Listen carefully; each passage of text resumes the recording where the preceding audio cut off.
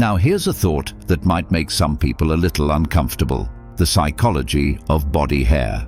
It's one of those topics most don't talk about openly, yet it carries a surprising amount of influence on attraction, self-esteem, intimacy, and even health. Studies spanning psychology, sociology, and evolutionary biology suggest that women who don't groom their pubic hair regularly often exhibit certain differences, sometimes subtle, sometimes quite pronounced, in various aspects of their lives. But less of what exactly. Let's unpack it carefully. 1. Less desire to conform to social norms. Grooming habits, particularly when it comes to intimate areas, are far more than hygiene routines. They serve as powerful social signals. Research indicates that women who choose not to shave, trim, or wax often display a lower desire to conform to mainstream beauty standards.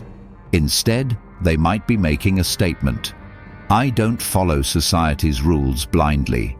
From a psychological perspective, this can reflect higher levels of independence, self-acceptance, and personal authenticity. These women may prioritize comfort and personal choice over societal approval. However, in cultures where grooming is heavily normalized and even expected, this stance can sometimes lead to less social acceptance or even subtle judgments from peers or potential partners. It's worth considering that this divergence from social norms can be empowering in its own right, a rejection of superficial standards that often pressure women into uncomfortable routines. Conversely, it can also pose challenges in environments where conformity is rewarded or valued.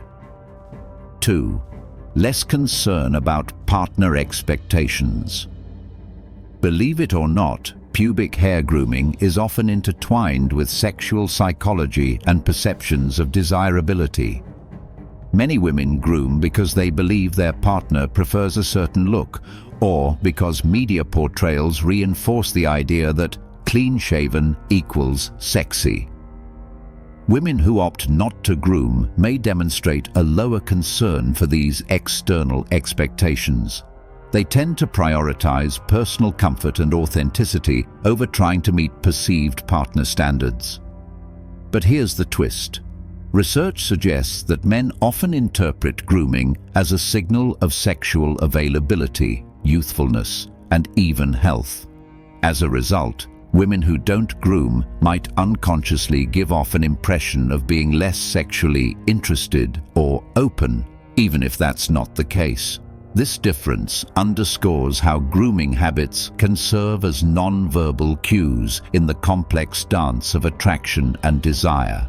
It also raises questions about how societal messaging influences women's choices regarding intimacy and presentation.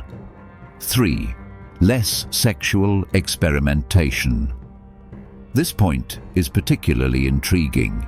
Several studies, including those published in the Journal of Sexual Medicine, have found a correlation between grooming practices and sexual activity levels. Women who groom more frequently report having more sexual partners, engaging in higher levels of sexual exploration, and being more open to trying new things. Grooming, in this sense, can act as a subconscious ritual, almost a symbolic act that signals readiness for intimacy or experimentation. Women who choose not to groom might not place as much emphasis on sexual novelty or adventurousness, either because they see grooming as less important or because they associate it with different attitudes towards sexuality. This doesn't mean that women who don't groom are less sexual or less interested. Rather, it suggests that grooming habits might be part of a broader set of behaviors linked to sexual openness and experimentation. 4.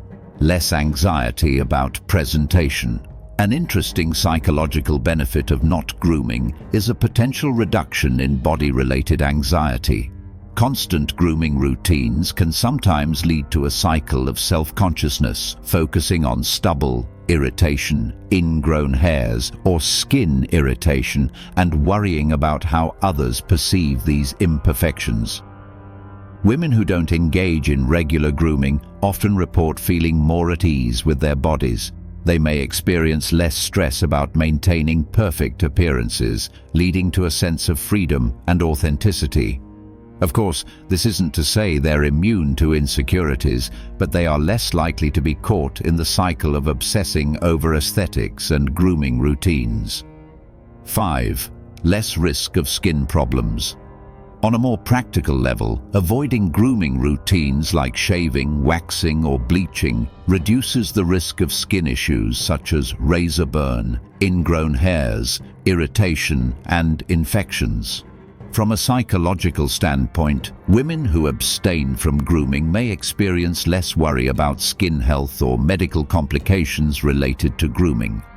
This choice can be empowering, especially for those who have experienced skin sensitivities or adverse reactions. It also underscores how bodily autonomy and comfort intersect with health considerations. 6. Less emphasis on youthfulness. Signaling. Here's where evolutionary psychology offers some interesting insights. Grooming, particularly complete removal of pubic hair, has historically been linked to signaling youth, fertility, and sexual availability. Women who choose not to groom or who retain their natural hair may be unconsciously rejecting these signals. Psychologists suggest that such women might care less about competing within a youth-centered beauty paradigm. Instead, they might emphasize qualities like confidence, maturity, or other traits that define attractiveness beyond superficial standards. This stance can be a form of resistance to societal emphasis on youthful beauty and a statement of self-assuredness. 7. Less social validation, but more authenticity. Grooming practices are heavily influenced by cultural norms.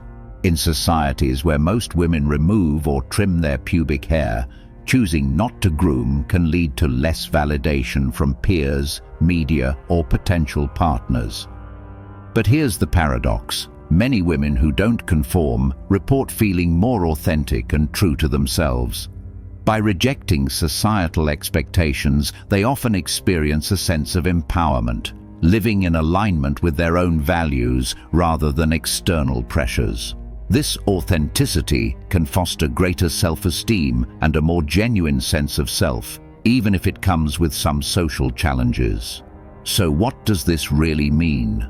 When psychology discusses women who don't groom, often having less of certain things, such as conformity, concern for partner expectations, or emphasis on youth, it's not necessarily a negative. Instead, it highlights a different set of values, priorities, and self-perceptions. Less conformity, for example, can translate into greater independence. Less concern about external validation can foster authenticity. And choosing not to groom can sometimes lead to better health, reduced stress, and increased comfort. Grooming, or choosing not to groom, is fundamentally a complex psychological and social statement. It's not simply about cleanliness, it's about identity, autonomy, sexuality, and cultural values. Recognizing this complexity helps us move beyond superficial judgments and appreciate the nuanced ways women navigate their bodies and their selves. So, next time someone tries to reduce this rich topic to clean versus not clean, remember that beneath the surface lies a silent conversation about values, independence, sexuality, and authenticity, one that's deeply personal and uniquely expressive of each individual's identity. Thank you so much for watching. If you found this video insightful or helpful, please take a moment to comment "insight" below. Your feedback means a lot. Don't forget to share this message with your family and friends, because knowledge grows when shared. If you want to explore more topics like this, be sure to check out the recommended videos on your screen. Remember, understanding ourselves better leads to healthier choices and happier lives. Stay curious, stay positive, and take care of your mind and body. Until next time, stay safe and keep learning.